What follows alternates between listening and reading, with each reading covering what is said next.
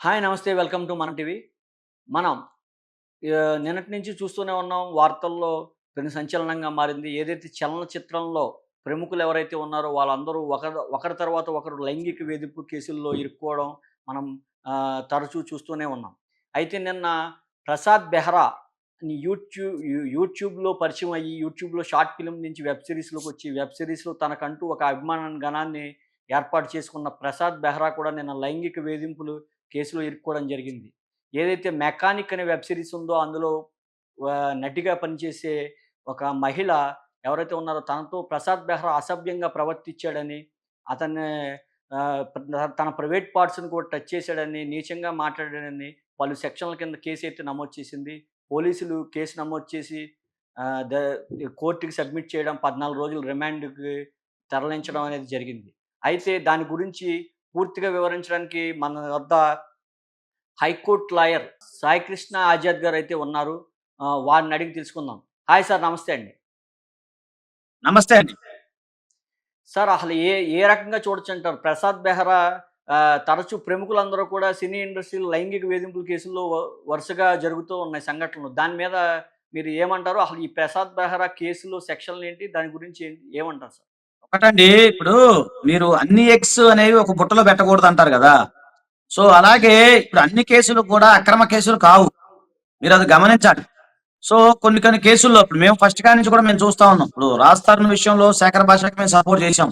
అలాగే 'Johnny master' విషయంలో కూడా మేము సపోర్ట్ చేశాం. అలాగే మనం టీవీ వాళ్ళు మనం అందరం కూడా సపోర్ట్ చేశాం. కానీ ఈ అవును. కేసుల విషయానికొచ్చేసరికి ఇది జెన్యూన్ కేసే అని నేను భావిస్తున్నా.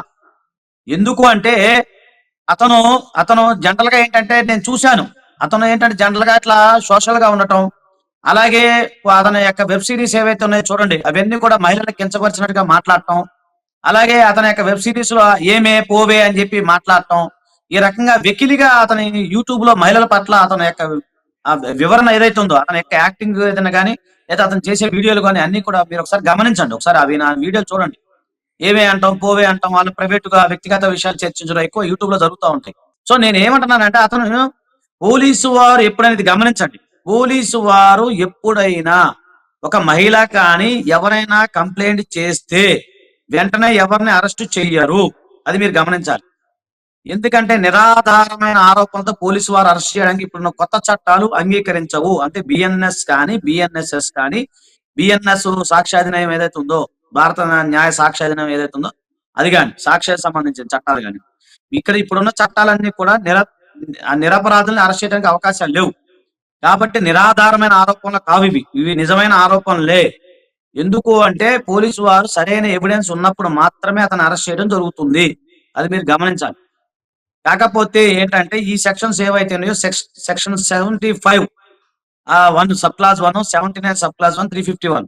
సో ఇవన్నీ కూడా మహిళల యొక్క ప్రైవేట్ పార్ట్స్‌ని అతను టచ్ చేయటం గాని, అలాగే మహిళల పట్ల సెక్సువల్ హరాస్మెంట్ చేయటం గాని, అలాగే సెక్స్ చేయమని అంటే సెక్స్‌కి సంబంధించి ఏదైనా పురికొల్పడం గాని, అలాగే ఆ మహిళను టచ్ చేయడం గాని, అంటే అతను ఆమె మహిళ ఏమని కంప్లెయింట్ ఇచ్చారంటే ఆమెను వెనక నుంచి కొట్టటము, వెనక బ్యాక్ సైడ్ ఇక్కడ వీపు మీద గాని, కింద మీద కొట్టడం గాని అతను చేస్తున్నాడని చెప్పి ఆమె ఆరోపణలు చేస్తా ఉన్నారు. అది అది ఖచ్చితంగా జరిగి ఉండొచ్చు. సో ఇక్కడ నేను ఎవరికీ వ్యతిరేకం కాదు. సో అతను కూడా మనం వ్యతిరేకం కాదు. Accused is innocent until proven guilty. అతను ఎప్పుడైనా అక్యూజ్డ్ గానే చూడాలి. అతను నేరస్తుడని నేను ఇప్పుడైతే చెప్పలేము. నేను చెప్పలేను. పోలీసు వారు చెప్పలేరు. ఎవరు చెప్పలేరు. It will be decided in the honourable court. Okay. అది క్లియర్. సో ఇప్పుడు ఇలాంటి నిరాధారమైన ఆరోపణలని అంటున్నారు చాలా మంది. పోలీసు వారు అలా అందరిని అరెస్ట్ చేయడానికి, అలాగే నిరాధారంగా ఒక అమాయకుని అరెస్ట్ చేయడానికి అలాంటి అవకాశాలైతే ఇప్పుడున్న పరిస్థితుల్లో లేవు. కాబట్టి సరైన ఎవిడెన్స్ ఉంది 100% ఉన్నప్పుడు మాత్రమే అరెస్ట్ చేస్తారు. సార్ కాబట్టి అతనికి ఈ సెక్షన్ కోణంలో మనం ఏ సెక్షన్‌లో ఆలోచించాల్సొస్తుంది. నమోదైంది? ఎంతకాలం శిక్ష పడొచ్చే అవకాశం ఉంటదంటారు? ఇ ఇది ఏదైనా సరే మహిళలకు సంబంధించిన మోడెస్ట్ ఆఫ్ వుమెన్ అండి ఇది. దీనికి సంబంధించి బిఎన్ఎస్ చాలా క్లియర్‌గా ఉన్నవి. ఇవన్నీ కూడా ఏవైనా కూడా 7 ఇయర్స్ జైలు శిక్ష పడే అవకాశం ఉంది. ఇవన్నీ కూడా ఏంటంటే మోడెస్ట్ ఆఫ్ వుమెన్ మహిళలకు సంబంధించిన గౌరవ మర్యాదలకు సంబంధించిన సెక్షన్స్ బిఎన్ఎస్ ఇవన్నీ. అంతకుముందు ఐపీసీ ఉండేది. అది కొంచెం లిబరల్‌గా ఉండేది. కానీ ఇది చాలా టైట్ ఉందండి. ఈ సెక్షన్స్ గాని. అలాగే మహిళలకు సంబంధించిన విషయాల్లో ఎవరైనా సరే నిరాధారమైన ఆరోపణలు మహిళలు గనక చేసినట్లయితే అది అది పోలీసు వారు అప్పుడే గమనించి ఆ కేసుని వెనక్కి తీసుకునే అవకాశం ఉంటది. కాబట్టి అలాంటివి ఇప్పుడు లేవు. ఈ సెక్షన్ ఇప్పుడున్న బిఎన్ఎస్ ప్రకారం. కాబట్టి ఇతను ఖచ్చితంగా ఏదన్నా ఎలిగేషన్ ఏదైతే ఉందో ఆ మహిళ చేసిన ఆ మహిళ ఇచ్చిన ఆల్రెడీ కోర్టు కంప్లైంట్ కూడా ప్రకారమే 14 పోలీసు రోజులు వారు రిమాండ్ చేయడం జరిగింది సార్. మధ్యలో మధ్యంతర బెయిల్ ఏమన్నా ఇచ్చే అవకాశం ఉంటదంటారా? ఇది ఉండదండి. దీనికి ఇలా ఉండదు. ఇది వేరు. ఈ సెక్షన్స్ వేరు. అల్లు అరవింద్ గారిది అది వేరు. అది వేరు. అది ఆయన ఇట్లా వేరేది కాదు కదా! ఆ కేసు అన్ని కేసులు ఒకలాగా చూడకూడదు. నేను ఇందాక ఫస్ట్‌లో స్టార్టింగ్‌లోనే చెప్పా. అన్ని గుడ్లు ఒక బుట్టలో పెట్టొద్దు అని చెప్పా. మీకు ఫస్ట్ అదే నేనన్న మాట. కాబట్టి అన్ని కేసులు ఒకలాగా ఉండవు. ఇందులో మధ్యంతర బెయిల్స్ అలాంటివి ఏమి ఉండవండి. కాబట్టి ఆ కేసు గురించి మనం దానికి అది మీరు ప్రేక్షకులు ఎవరుంటే అది చూడొచ్చు. అల్లు అర్జున్ గారికి సంబంధించి. అది వదిలేయండి. సో దీంట్లో ఏంటంటే మహిళలను హరాస్ చేయటము, ఒక మహిళల పట్ల అతను వివక్షత చూపించడము, అలాగే ఇది it has been continue last 1 year. So 1 సంవత్సరం నుంచి నడుస్తా ఉంది. అలాగే నేనేమన్నానంటే ఇప్పుడు ఇప్పుడు ఈ మహిళ బయటకొచ్చింది. ఇది ఇలాగా. సో ఇంకెవరన్నా బాధితులు ఉంటే కూడా బయటికి రావాలి. ఇలాంటి సంఘటన జరిగినప్పుడు. ఇప్పుడు ఒక్కలా కాదు కదా బాధితులనే ఇంకా అనేక మంది ఉండుండొచ్చు. బహుశా ఉంటే నేను చెప్పేది ఉంటే నోట్ దిస్ పాయింట్ ఉంటే వాళ్ళు కూడా వచ్చి నిరభ్యంతరంగా కంప్లైంట్ చేయాలి.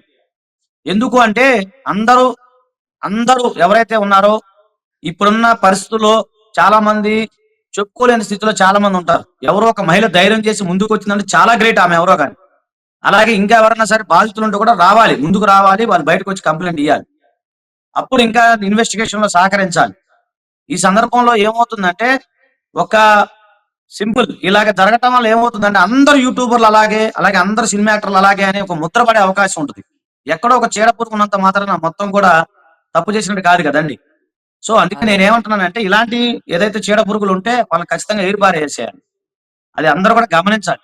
ఒకటే పాయింట్ మళ్ళీ చెప్తున్నా, నిరాధారమైన ఆరోపణలు ఉంటే పోలీసు వారు అరెస్ట్ చెయ్యరు. అదే. పూర్తి ఆధారాలు పక్కా ఉన్నప్పుడు మాత్రమే పోలీసు వారు అరెస్ట్ చేస్తారు. మీరు గతంలో చూసుకోండి, రాజధాని కేసు విషయం చూసుకోండి. అక్కడ ఎలాంటి ఆధారాలు దొరకలేదు కాబట్టి ఎలాంటి ఇబ్బంది లేదు. అలాగే వేరే అససాయికి సంబంధించిన కేసులు చూసుకోండి. కానీ ఈ కేసులో ఎందుకు పక్కా స్కెచ్, పక్కా ప్రణాళిక, పక్కా ఎవిడెన్స్ ఉన్నది కాబట్టే దీన్ని అరెస్ట్ చేయడం జరిగింది.